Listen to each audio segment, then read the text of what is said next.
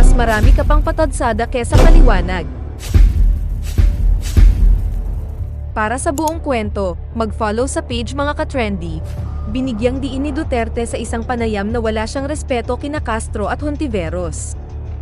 Because I don't respect Miss Castro and Miss Hontiveros. I don't have respect for them.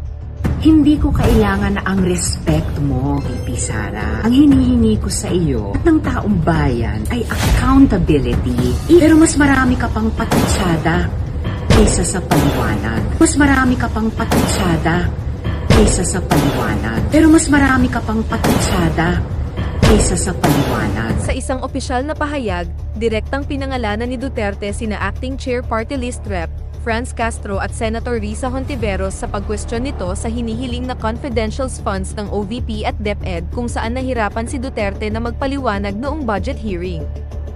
Dahil dito ay bamuelta naman si Senadora Risa na aniya ay trabaho lang walang drama. Trabaho lang, walang drama. Akala ko ba, VP Sara, OVP can live without confidential funds? Bakit parang pinapawisan na yata kayo dyan? Budget hearing pa lang. Lahat naman ng ahensya naglalabas ng proposed budget. Hindi kayo special. Bakit nga ba puro patutsada si VP Duterte? Follow us for trending news.